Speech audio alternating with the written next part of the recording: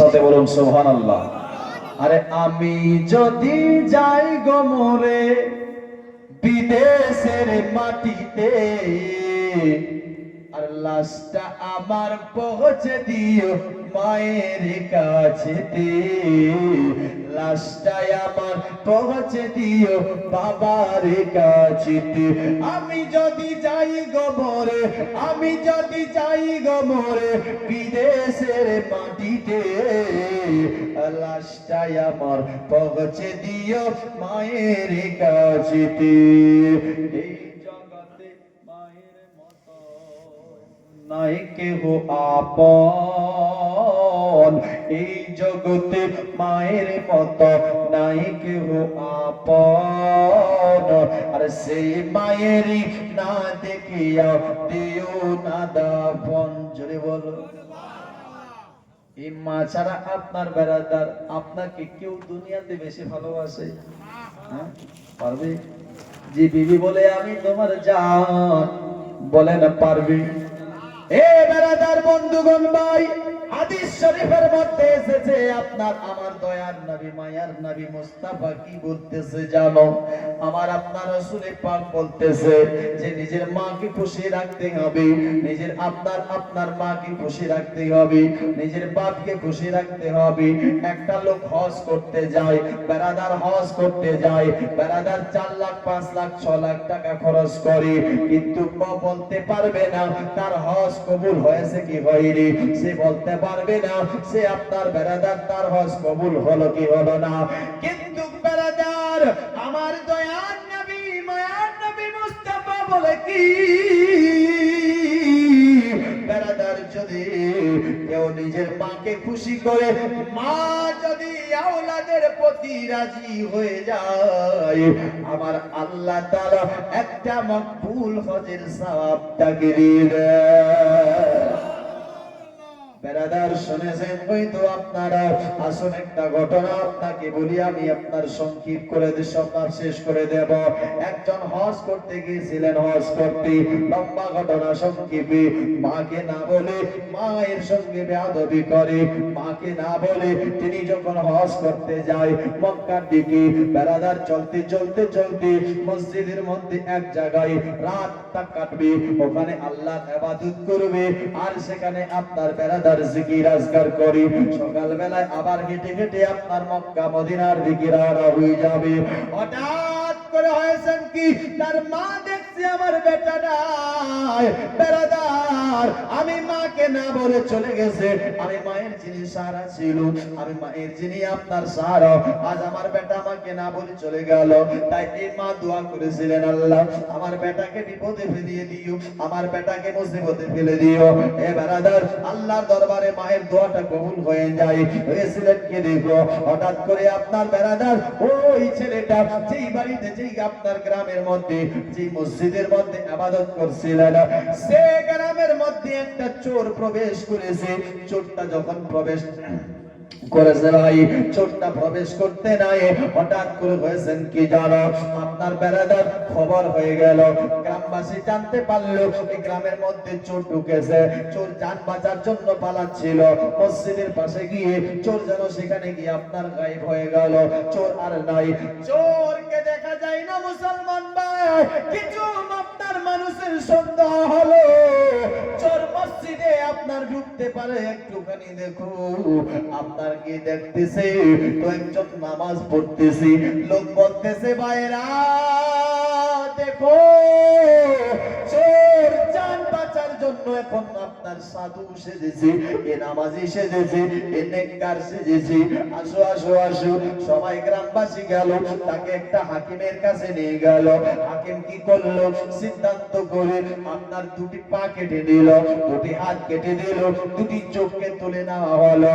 আর নেওয়ার পরে এলান করেছিল কি, ও ভাইরা ও গ্রামবাসীরা শুনো, যে চুরি করবে তার এমন সাজা হবে, তাকে এই সাজাটা দেওয়া হবে, তাকে এই কষ্টটা দেওয়া হবে। উনি বলেছিলেন শোনো ও হাকিম সাহেব, আপনি এটা বলবেন না এটা চোরের সাজা, আপনি বরঞ্চ এটা বলেন মায়ের বিনা এজাজতে হজ করার এটা সাজা। এটা বলে যে এটা মায়ের বিনা এজাজতে হজ করার সাজা। মায়ের আপনার লোকেরা আবার চিন্তা আফসোস করতে লাগলো, তাকে আবার সেই জায়গায় পৌঁছিয়ে দিল।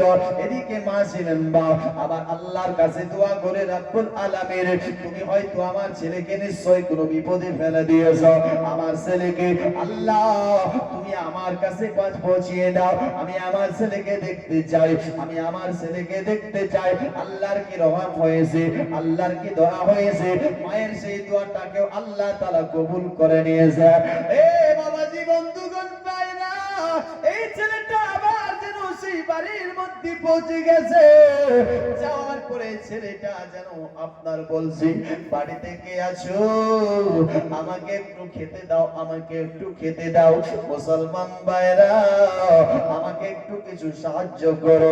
এই বেরাদার কথাটা শুনতে নাই, ওই মেয়েটা আপনার বেরাদার, কিন্তু তার মা লাগে। সে আপনার ঘরের ভিতর থেকে বলেছিল কি জানো, বলেছিলেন তুমি এক কাজ করো, তুমি তোমার হাতটা একটু সামনের দিকে বাড়াও, আমি তোমাকে আপনার খেতে দিব। বলেছিলেন নাও, আমি আপনার হাত বাড়াতে পারি না, আমার যে হাত নাই।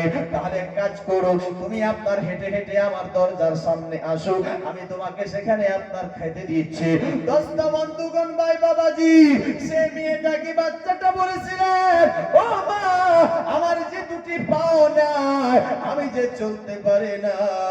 বলেছিলেন তাহলে আপনি আপনার সামনে আমি যাব, আমার আর তোমার পার্থক্য কি থাকবে? না না, এটা হতে পারে না। ছেলেটা বলেছিলেন মা এটা ভাববেন না, আমি আপনাকে দেখতে পাবো, আমার যে চোখ দুটিও নাই গো, আমি যে চোখ দিয়ে অন্ধ আছি, আমার যে চোখ দুটাও আপনার নাই। ও মুসলমান, মেয়েটা আফসোস করে তখন বাটিতে করে কিছু রুটি নিয়ে আসলো, আসার পর পানি আনার পরে ওই ছেলেটাকে খাওয়াচ্ছে। এখনো মা কিন্তু বাচ্চাকে চিনে না, বাচ্চা আপনার মাকে চিনতে পারে না। এ বেরাদার, মা যখন কথা বলে কিন্তু মা তো বাচ্চাকে চিনতে পারে না। বাচ্চা অটোমেটিক, সন্তান আপনার অটোমেটিক মায়ের আওয়াজটা পরিচয় পেয়ে যায়, এটা তো আমার মা লাগে। মা বেরাদার মাকে বলছেন, মা ওগো মা আমি তোমার আব্দুল্লাহ, দেখো মা আমার কি অবস্থা হয়েছে, মা একবার দেখো। এ বাবাজি বন্ধুগণ মায়েরা, মায়ের পাক দোয়া নেবেন না ভাই, মায়ের কাছ থেকে দোয়া নেন। দেখেন ইনি আপনার বারাদার, যখন আপনার বারাদার এই কথাটা বললেন, মা আমি তোমার আব্দুল্লাহ বলতেছি, মা আমি তোমার কলিজার টুকরা বলছি, মা আমি তোমার বেটা বলছি। মা মা বেরাদার আসলে কিন্তু মা হয়, মায়ের মমতা আপনার জেগে উঠেছে। মা বেরাদার কোনো সময় চাই না এরকম হয়, কিন্তু রাগের সময় বলে দিয়েছে, যার কারণে এখন আপনার চিন্তা করছে, বুক ফেটে যাচ্ছে, বুক ধরপড় করতেছি। আয় আল্লাহ, আমি আমার সন্তানের জন্য দোয়া করেছিলাম, আমার ছেলেকে বিপদ দিও, কিন্তু আল্লাহ এত বড় যে বিপদ দিয়েছে আমি জানতাম না। আল্লাহ ঠিক আছে, আমি বলেছিলাম আমার ছেলেকে আমার কাছে পৌঁছিয়ে দাও। আল্লাহ তুমি সেই দোয়াটাও কবুল করেছো। আল্লাহ এখন আমি একটা দোয়া চাই, আল্লাহ না হলে দুনিয়ার মানুষ কি বলবে, দুনিয়ার মানুষ আপনার আমাদের দিকে হাসবে, দুনিয়ার মানুষ ঠাট্টা করবে। আল্লাহ দুনিয়ার মানুষের কাছে আমরা শর্মিন্দা হয়ে যাব, তাই চাই আমি মা হয়ে শেষবারের মতো দোয়া করতেছি, আল্লাহ আমরা মা সন্তানকে দুনিয়া থেকে উঠিয়ে নাও। আমার আল্লাহ মায়ের কি দিও দোয়াটাকেও কবুল করে নিয়েছিল। মায়ের দোয়া রদ হয় না, মায়ের দোয়া কবুল হয়। দোস্ত বন্ধুগণ ভাই বাবাজি, মায়ের এরকম অনেকই ঘটনা রয়েছে। দোস্ত বন্ধুগণ ভাই, মাকে ভালোবাসুন, এক আল্লাহর ইবাদত করুন, নামাজ পড়ুন, রোজা রাখুন। শুধু জালসা করলে হবে না মুসলমান।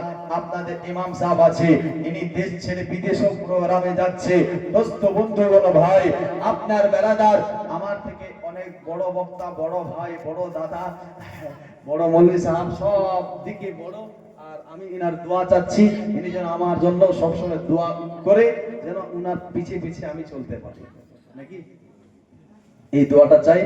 যাই হোক দোস্ত বন্ধুগণ ভাই, আপনাদের এলাকাতে আমি যে এসেছি এই দুটো মানুষের জন্য, আরো 2-4 জায়গায় এসেছি, এই দুটো মানুষই আমাকে নিয়ে এসেছে। আল্লাহ তাবারাক ওয়া তাআলা যেন এনার আপনার এবং কি এনার যেন বয়সটাকে আরো লম্বা করে, হায়াত যেন অনেকটা লম্বা করে, আর নেক আমলের সাথে যেন থাকতে পারে। আমি দোয়া করব আমারও জন্য যেন দোয়া করে, শরীর স্বাস্থ্য যেন সব সময় ভালো থাকে। দোস্ত বন্ধুগণ, ছন্দটা পড়ছি একবার।